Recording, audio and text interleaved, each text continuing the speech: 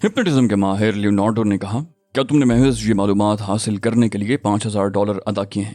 मैंने कहा, उसकी परवाह मत करो कि मैंने किस लिए क्या किया है। हमने तुम्हें तुम्हारे वक्त की पूरी कीमत अदा की है। लियोनार्डो बड़बड़ाया, मुझे क्या? फिर संभल कर बोला, हम जो दवाएं इस्तेमाल करते हैं उसका बहुत कम हिस्सा जुज़्वे बदन बनता है। ज्यादातर दवा जिस्म से खारिज हो जाती है। मुझे इस बारे में ज्यादा इल्म इसलिए नहीं है कि ये मेरा शोबा नहीं है, ताहम मुझे अंदाजा है कि जिस्म का खुदकार निज़ाम उतनी ही दवा कबूल करता है या ग़िज़ा से उतनी ही तवानाई हासिल करता है जिस कदर ज़रूरत होती है।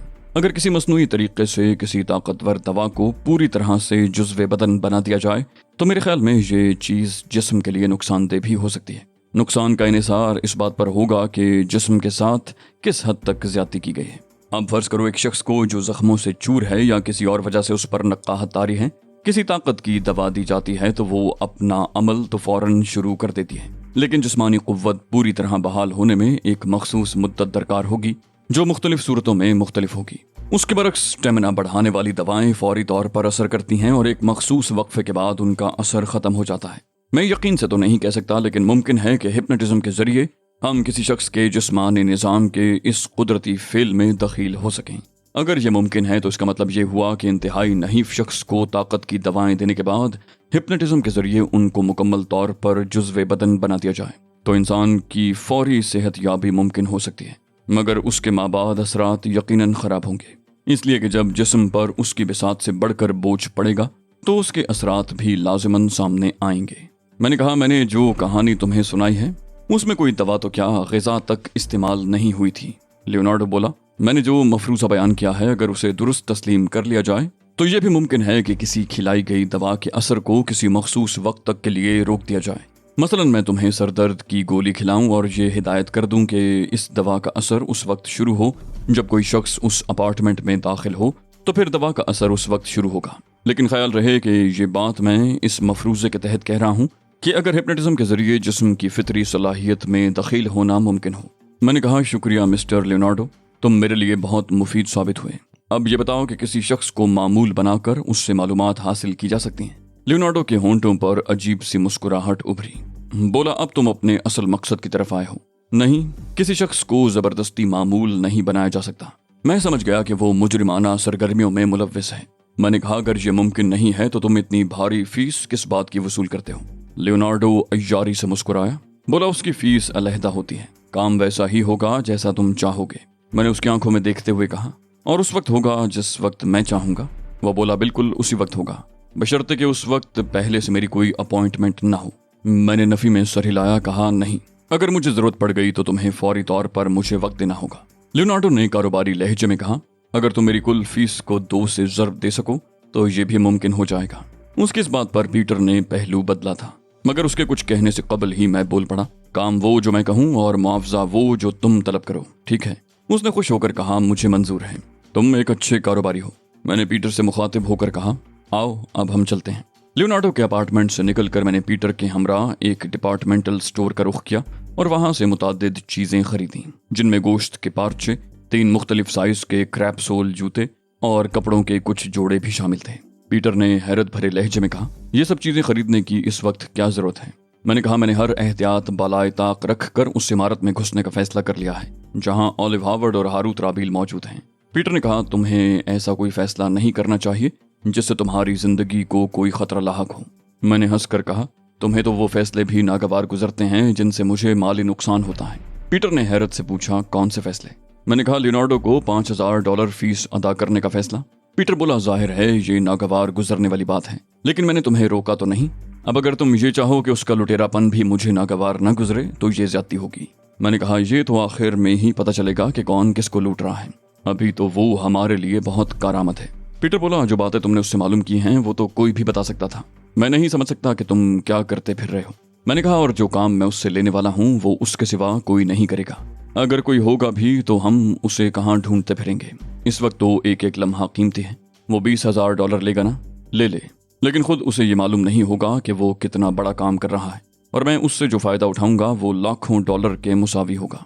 पीटर बोला, मेरा ख्याल है उसे इस बात का पूरी तरह अंदाजा है, तभी तो उसने इतनी खतीर रकम तलब की है। मैंने कहा, उसे ये अंदाजा तो नहीं हो सकता कि मैं कितना और क्या फायदा उठा सकता हूँ। लेकिन ये अंदाज़ा मैंने पहले ही नज़र में लगा लिया था कि वो मुजरिमाना ज़हनियत का आदमी है और उसे सिर्फ पैसे से गरज है।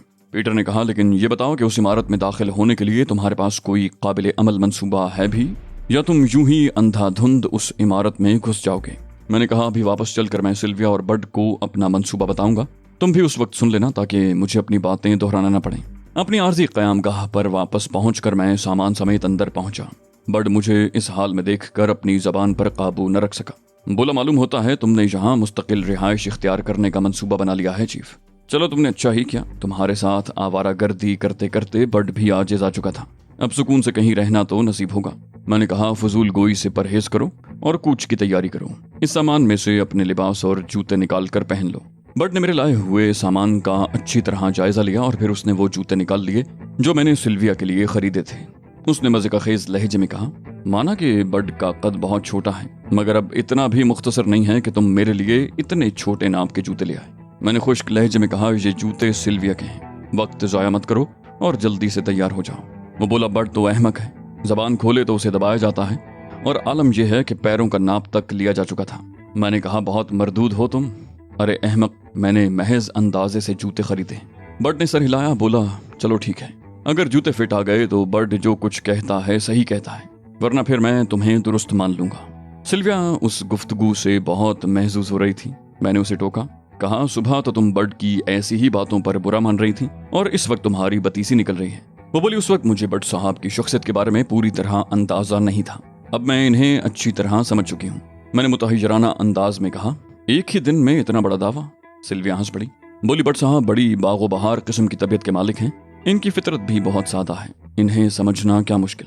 मैंने कहा, गोया अब तुम्हें इस बात पर हैरत नहीं रही कि मेरा और इनका इकट्ठे रह कर गुजारा कैसे होता होगा। सिल्विया ने नफी में सर हिलाया, बोली, हरगिज नहीं, इनके साथ तो बहुत अच्छा वक्त गुजरता है। मैंने सादतमंदी से कहा, बहुत बेहतर, लेकिन बेहतर होता कि आप भी जल्दी से लिबास तब्दील कर लेती। सिल्विया ने स्याह रंग की वो पतलून उठाते हुए कहा, लिबास तब्दील करके क्या करना है? मैंने कहा, हमें ऑलिव हार्वर्ड के मस्कन का रुख करना है और इसके लिए ये लिबास जरूरी है। सिल्विया ने हैरानी से कहा, इस वक्त मालूम है क्या हुआ है? आधी रात गुजर चुकी है। मैंने कहा, मेरे पास घड़ी है और मुझे ये भी मालूम है कि वक्त क्या हुआ है। रात के अंधेरे से फायदा उठाकर ही हम कुछ कर सकते हैं, वरना दिन की रोशनी तो हमारे रास्ते की सबसे बड़ी दीवार बन जाएगी। सिल्विया ने कहा, लेकिन वहां जाकर तुम क्या करोगे? मैं तुम्हें बता चुकी हूँ कि उस इमारत में दाखिला नामुमकिन है। मैंने झुंझला कर कहा, एक ही दिन में बड का इतना गहरा असर। मैं तुमसे कह रहा हूँ कपड़े तब्दील कर लो और तुम हो कि बहस किए जा रही हो। सिल्विया बोली, इस किस्म की मुहिम में हिस्सा लेने से मुझे डर लगता है। मैं डॉक्टर हूँ, फील्ड वर्कर नहीं हूँ। मैंने कहा, तुम्हारे बगैर तो काम चलेगा ही नहीं, मजबूरन तुम्हें ले जा रहा हूँ। पीटर ने कहा, ऐसी क्या खास बात है जो तुम पोशीदा रखना चाह रहे हो? अगर तुम अपनी स्कीम बता दो तो मुमकिन है सिल्विया हौसला पकड़ ले। मैंने एक तवील सांस ली, कहा, मैंने सोचा था रास्ते में बता दूंगा ताकि वक्त की भी थोड़ी सी बचत हो जाए, मगर अब वक्त जाया ही करना पड़ेगा। गोश्त के पार्चों पर मोहलक जहर छिड़क कर कुत्तों को खिलाना है। कुत्ते चूंकि तरबियत याफ्ता हैं और किसी अजनबी के हाथ से या पड़ी हुई चीज नहीं खाते, इसलिए सिल्विया को साथ ले जाना जरूरी है। सिल्विया की आंखें हैरत से फैल गईं। बोली, मैं कुत्तों को गोश्त खिलाऊंगी? मैं मुस्कुराया, कहा, क्यों, क्या कुत्ते तुमसे मानूस नहीं हैं? सिल्विया ने थूक निकल कर कहा, बहुत ज्यादा मानूस हैं, मगर मेरे अंदर अब उस इमारत में कदम रखने की भी हिम्मत नहीं है। मैंने कहा, कुछ हासिल करने के लिए कुर्बानी तो देना ही पड़ती है और मैं तुमसे इतनी सी ही मदद का ख्वाहा हूँ। सिल्विया ने कहा, और फिर कुत्तों तक रसाई किस तरह होगी? वो तो कंपाउंड वॉल के दूसरी तरफ होंगे और कंपाउंड वॉल कम से कम 8 फुट तो जरूर बुलंद होगी। मैंने उसे तसल्ली देते हुए कहा, मैंने सब इंतजाम कर लिया है, सीढ़ी मौजूद है जिसके जरिए अकबी जानिब से तुम बआसानी दीवार चढ़ सकोगी। वो बोली, वहां सिर्फ कुत्ते ही नहीं हैं, मुसल्ला निगरान भी तो होते हैं, जरा सी भी गड़बड़ महसूस करके वो फौरन गोली चला देंगे। मैं झुंझला गया, कहा, मैंने सब कुछ सोच लिया है, अगर तुम ताउन नहीं करोगी तो खेल बिगड़ जाएगा। उसने मुर्दा सी आवाज में कहा, ठीक है, और लिबास उठाकर बाथरूम की तरफ बढ़ गई। बड ने कहा, तुम ज्यादती कर रहे हो चीफ, मिस सिल्विया इतना खतरनाक काम नहीं कर सकेंगी। मैंने उसे झिड़की लगाई, कहा, तुम चुप रहो। वो मुंह बनाकर खामोश हो गया।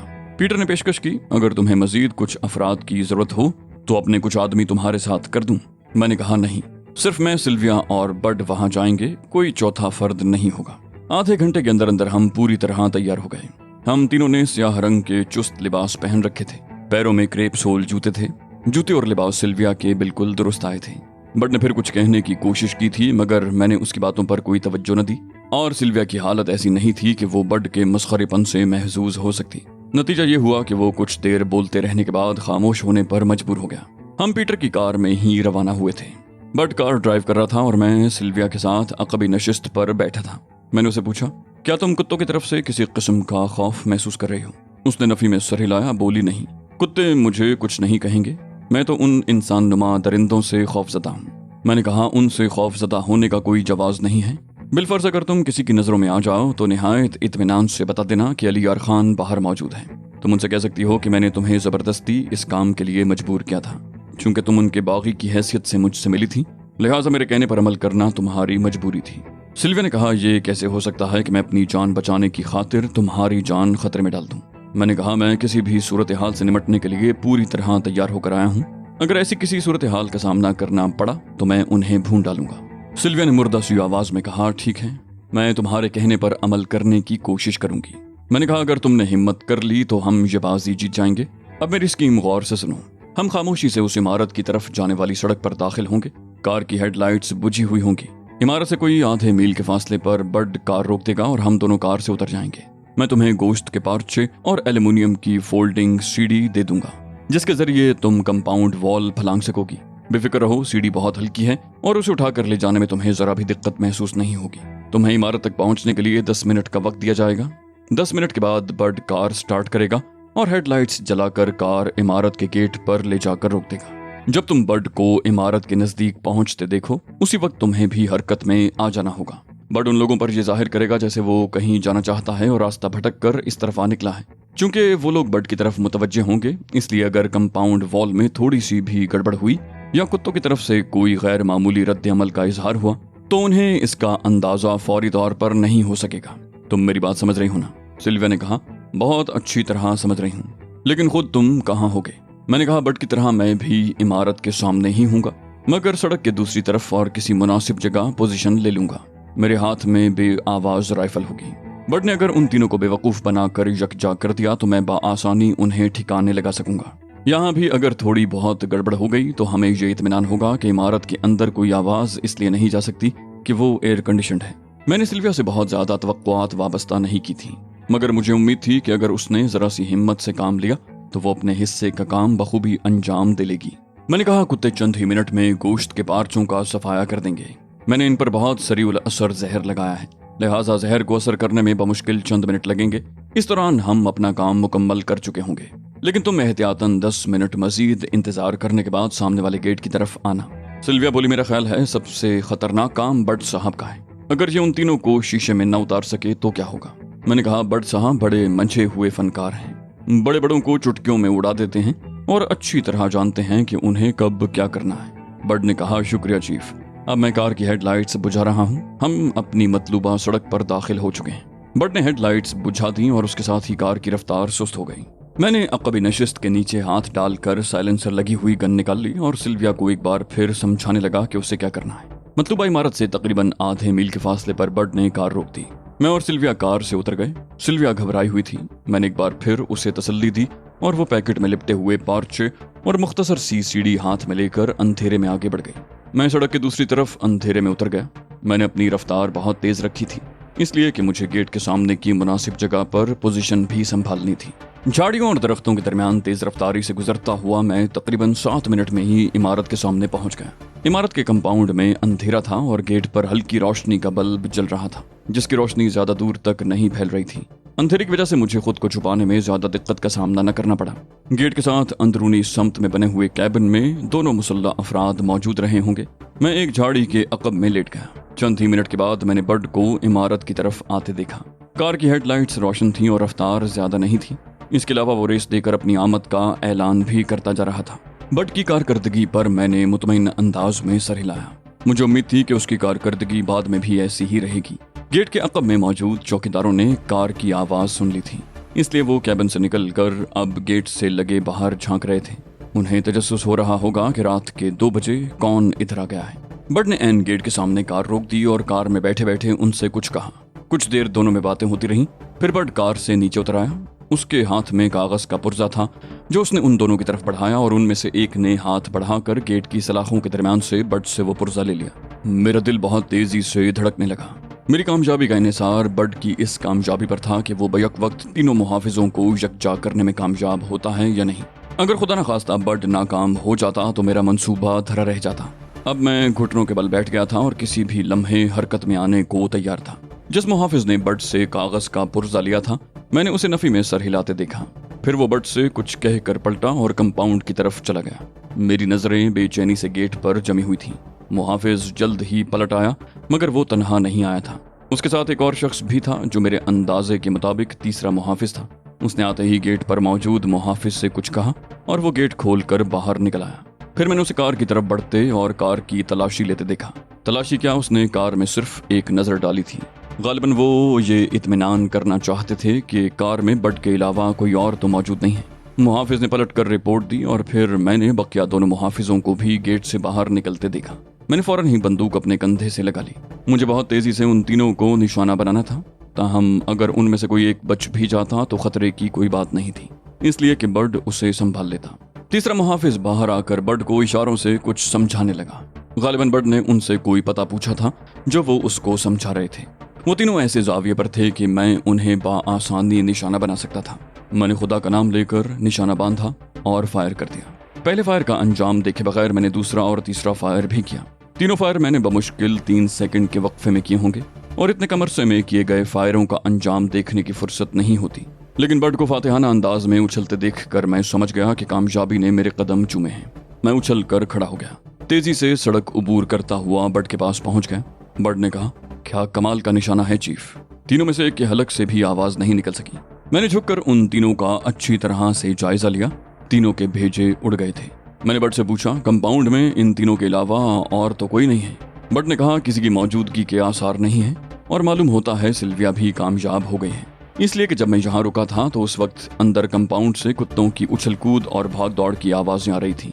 अब तो बिल्कुल ही सन्नाटा छाया हुआ है। मैंने कहा, आओ अंदर चलकर देखते हैं, और मोहतात अंदाज में इमारत के अहाते में कदम रख दिया। ये वही इमारत थी जिसके अंदर ओलिव हार्वर्ड मौजूद था।